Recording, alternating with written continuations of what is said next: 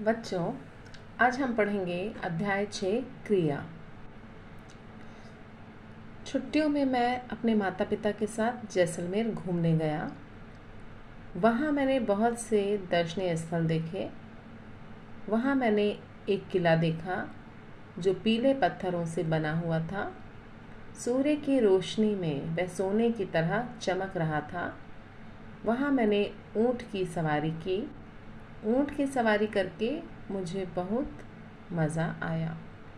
तो ये जो अनुच्छेद है ना, तो इसमें जो रंगीन शब्द है ये किसी काम के करने या होने का हमें उसके बारे में बता रहे हैं, उसका ज्ञान करा रहे हैं। जैसे घूमने गया, देखे, देखा, बना हुआ था, चमक रहा था, कि आया।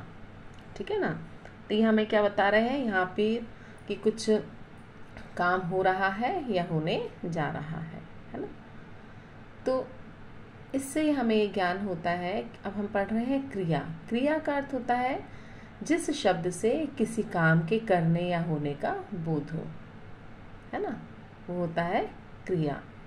तो जैसे घूमने गया एक क्रिया है, देखे देखना क्रिया है, बनना है ना ये क्रिया है, चमक रहा था ये क्रिया है, ऊँट की सवारी की है ना किसी काम को करना ये क्रिया है, मज़ा आया आना ये भी क्रिया है।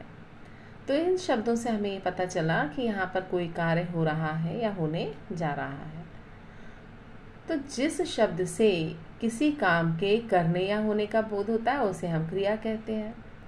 वे गाना सुन रहे हैं। अब सुनना ये मुख्य क्रिया है और रहे हैं ये सहायक क्रिया है। ठीक है ना, उसकी सहायता करने के लिए। हम जा रहे हैं तो जा जो है वो मुख्य क्रिया है और रहे थे, हम जा रहे थे तो रहे थे वो जो है सहायक क्रिया है। तो सहायक क्रिया मुख्य क्रिया के अर्थ को स्पष्ट करने और वाक्य को पूरा करने में सहायक होती है, इसलिए इसको क्या कहते हैं, क्योंकि सहायता करती है, सहायक होती है, इसलिए हम इसे सहायक क्रिया कहते हैं। अब आगे हम देखेंगे कि लिंग और वचन बदलने पर क्रिया में भी परिवर्तन होता है ना। लिंग और वचन जब बदल जाते हैं तो क्रिया में भी परिवर्तन हो जाता है। जैसे शरद खेल रहा है, चांदनी खेल रही है। तो जब लिंग बदला है ना, स्त्रीलिंग और पुल्लिंग, तो क्रिया भी जो है वो भी क्रिया में भी परिवर्तन आ जाता है। गुब्बारा उड़ रहा है और गुब्बारे उड़ रहे हैं। तो गुब्बारा एक वचन है तो क्रिया भी क्रिया में परिवर्तन आ गया ना, उड़ रहा है और गुब्बारे उड़ रहे हैं। तो लिंग और वचन जो है वो क्रिया बदलने पर क्रिया में भी परिवर्तन आ जाता है, क्रिया भी बदल जाती है, ये मुख्य बात है। ठीक है, लिंग और वचन क्रिया पर प्रभाव डालते हैं और लिंग वचन के बदलने पर क्रिया में भी परिवर्तन होता है, इस बात को ध्यान में रखें। क्रिया के दो भेद होते हैं, सकर्मक क्रिया और अकर्मक क्रिया। ठीक है, सकर्मक क्रिया जैसे नाम से प्रतीत हो रहा है इसके साथ कर्म होता है। तो जिस क्रिया में कर्म आवश्यक होता है अर्थात कर्म पर क्रिया का फल यानी प्रभाव पड़ता है उसे सकर्मक क्रिया कहते हैं। राजीव फुटबॉल खेल रहा है, नमिता पुस्तक पढ़ रही है, कनु हारमोनियम बजा रही है। अब सकर्मक क्रिया की पहचान क्या, तो हम प्रश्न करते हैं, है ना, जैसे कि क्या करके, क्या, कौन, किससे करके अगर हम प्रश्न करते हैं और उसका उत्तर हमें उसी वाक्य में मिल जाता है तो वो सकर्मक क्रिया होती है ना। किससे या क्या लगा करके हम प्रश्न करते हैं। जैसे राजीव फुटबॉल खेल रहा है, तो राजीव क्या खेल रहा है, फुटबॉल, है ना। क्या हमने लगाया और आंसर हमको उत्तर मिल गया कि फुटबॉल, तो ये सकर्मक क्रिया है। नमिता पुस्तक पढ़ रही है, नमिता क्या पढ़ रही है, तो पुस्तक। कनु हारमोनियम बजा रही है, कनु क्या बजा रही है, हारमोनियम।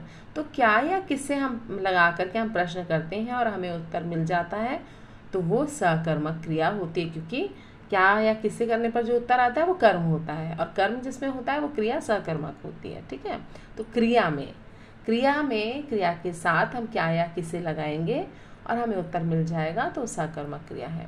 कुछ सकर्मक क्रियाओं में दो कर्म भी पाए जाते हैं, जैसे पिताजी ने नेहा को साइकिल दी। तो पिताजी ने क्या दिया और किसे दिया? तो पिताजी ने किसे दिया? नेहा को। और क्या दी? साइकिल दी। तो सकर्मक क्रिया की पहचान ये है, हम क्या और किसे लगा करके अब हम प्रश्न करते हैं और हमें उत्तर मिल जाता है तो वो कर्म होता है, और यहाँ वो क्रिया जो है सकर्मक होती है।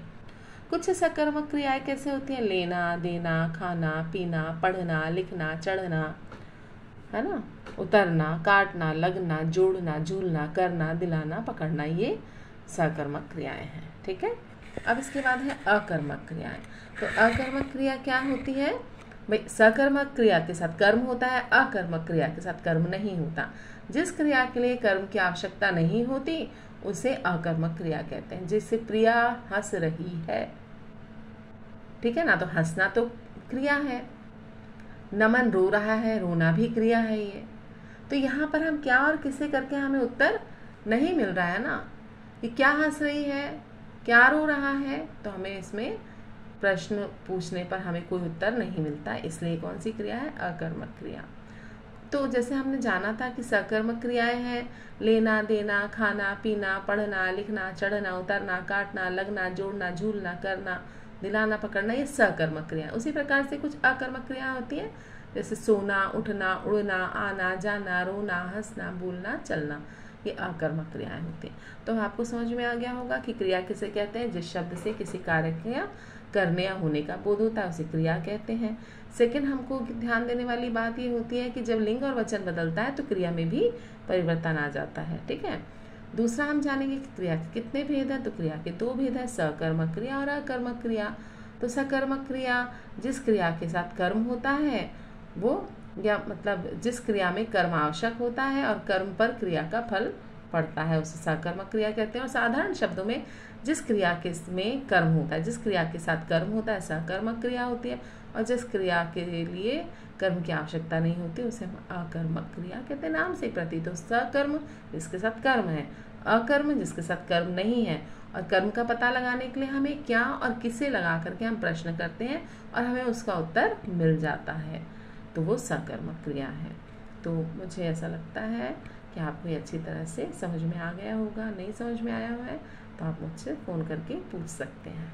कल हम इसके प्रश्न उत्तर करेंगे।